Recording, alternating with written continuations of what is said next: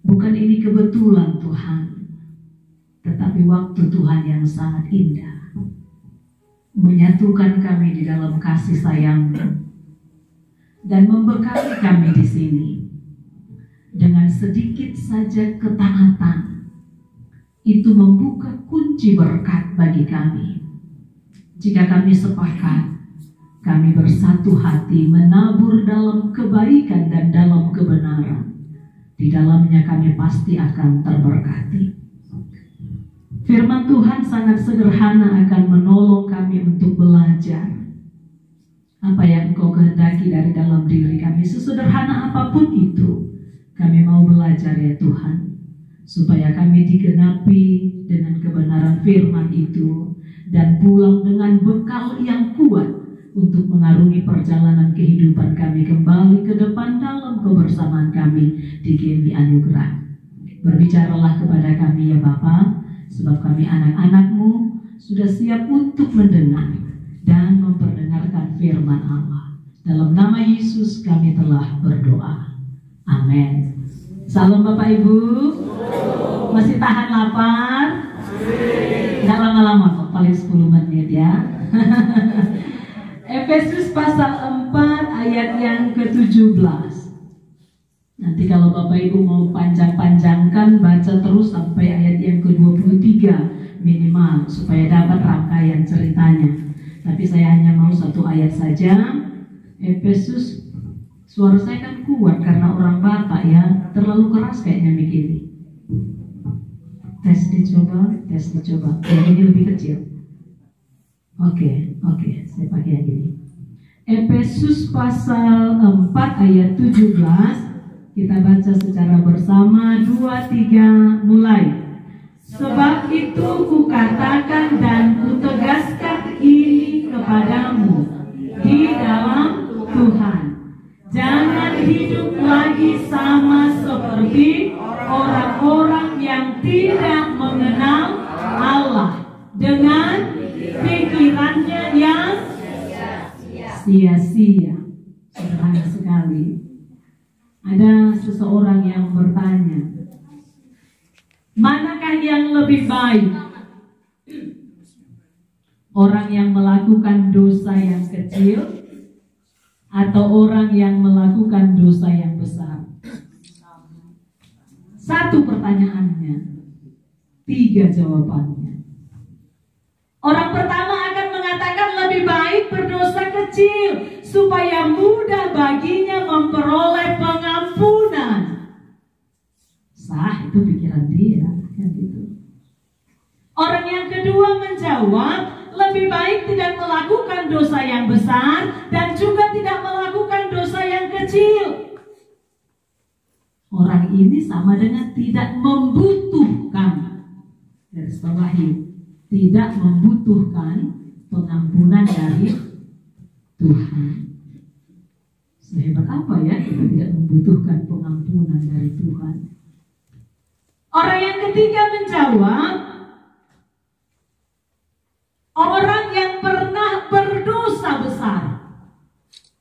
Orang yang pernah berdosa besar. Kenapa?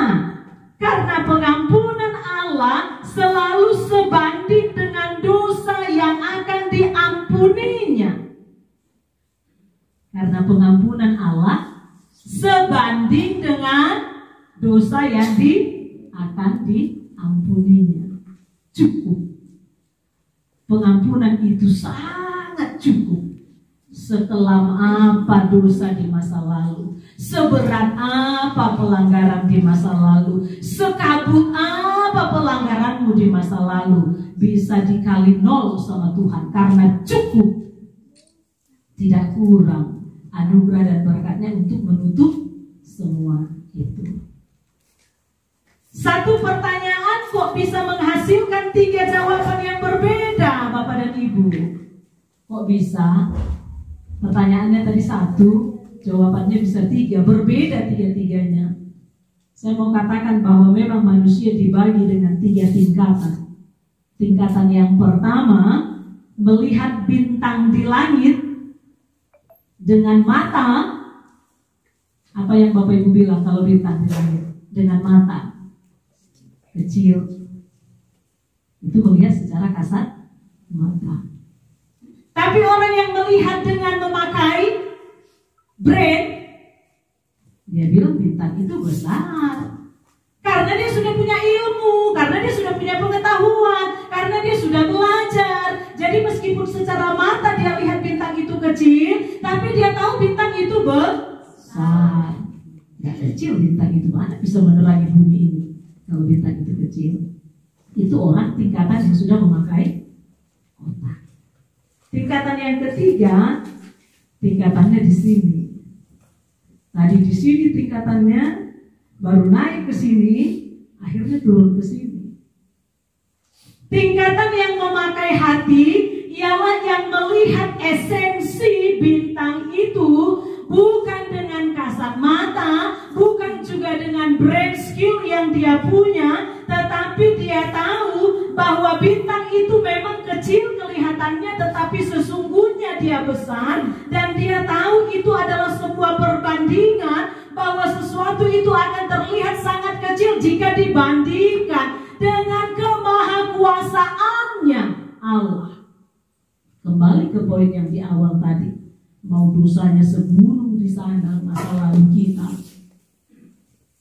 jangan sia-sia pikiranmu melekat terus ke sana, karena anugerah Tuhan cukup untuk itu. Jadilah orang yang merdeka, jadilah orang yang bebas. Karena firman Tuhan sederhana loh mengatakan, sebab itu kukatakan dan kutegaskan ini kepadamu di dalam Tuhan, bukan di dalam pendeta Ermida, di dalam Tuhan. Jangan hidup lagi sama seperti orang-orang yang tidak mengenal Allah dengan pikirannya yang sia-sia. Sekuat apa kita kembali ke belakang dengan masa lalu yang indah atau cemerlang, yang buruk atau gelap gulita, yang hidup kita hari ini bukan masa lalu juga bukan masa depan, tapi hari ini. Dengan perbekalan, dengan persiapan hari ini, kita bisa masuk kepada hari esok. Kalau lihat ini badan semua, dari rambut sampai ke kaki, bisa diganti nggak spare partnya ini semua? Bisa ya.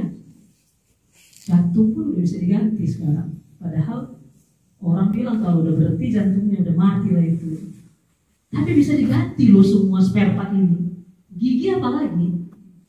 Gigi bisa diganti. Ada gigi emas, ada gigi perak, ntar lagi pakai gigi berlian orangnya kan. Karena nggak bisa lagi menyimpan hartanya di mana-mana. Paling tidak dia simpan-simpan, dia bawa-bawa pikirnya. Terakhir ketelan berliannya. Akhirnya jantungnya berhenti bernapas, mati dia. Apa yang mau saya katakan? Dari semua ini yang kuat, yang kokoh, yang hebat ini bisa diganti. Hanya lidah yang belum pernah diganti. Di mana orang pernah ganti lidah? Belum ada. Gigi lebih kuat tapi gigi putus. Lidah tak bertulang, tetapi tidak pernah putus. Berulang kali kegigit, sering kegigit. Itu katanya tanda-tandanya mau makan daging setelah bapak ya kan. Tapi nggak pernah putus lidah. Sederhana firman ini yang mau saya bekali untuk kita. Sekembalinya kita dari sini, firman Tuhan mengingatkan kepada kita satu poin saja yang mau saya sampaikan. Jangan lagi hidup sama seperti orang-orang yang tidak mengenal Allah sebaik-baiknya lah kita bisa mendisiplinkan diri, terutama mendisiplinkan perkataan. Karena perkataan ini adalah berkat dan kutu. Hidup dan mati seseorang dikuasai oleh lidah. Cari di dalam Amsal. Itu renungan PRNI seminggu yang lalu. Hidup dan mati dikuasai oleh lidah. Bukan oleh jantung, bukan oleh organ-organ tubuh, tapi hidup dan mati kita dikuasai oleh lidah. Kalau jantung kita berhenti berdegup, itu hanya sampai di bawah tanah, membusuk, selesai. Tapi rohnya akan mati kalau tidak bisa mengendalikan lidahnya. Hari ini firman Tuhan sangat sederhana. Hidup dan mati kita dikuasai oleh lidah. Mari mengendalikan lidah. Sepulang dari sini orang Metodis harus bisa mendisiplinkan lidahnya. No perkataan yang kotor, no perkataan yang kasar. Karena perkataan ini keluar dan meluap dari dalam hati kita setiap pribadi. Pulang dari sini harus ada perubahan. Jangan lagi murah-murah berkata-kata yang tidak baik.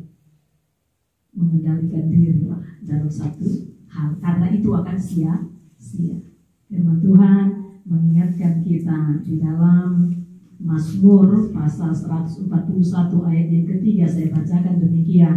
Awasilah mulutku ya Tuhan, dan berjaga-jagalah pada pintu bibirku. Ini mulut, ini bibir. Tapi kalau lidah tak bergerak, bisa ngomong? Bisa, nggak bisa ya. Semua dikendalikan oleh lidah. Maka firman Tuhan katakan hidup dan mati dikendalikan oleh lidah. Bagaimana kita supaya tidak sia-sia dalam hidup ini? Marilah kita mengenal Allah dengan berkata yang baik dari dalam diri kita. Pulang dari sini harus ada perubahannya. Orang Metodis harus bisa mengendalikan lidahnya masing-masing. Amin. Tuhan Yesus memberkati. Mari kita berdoa.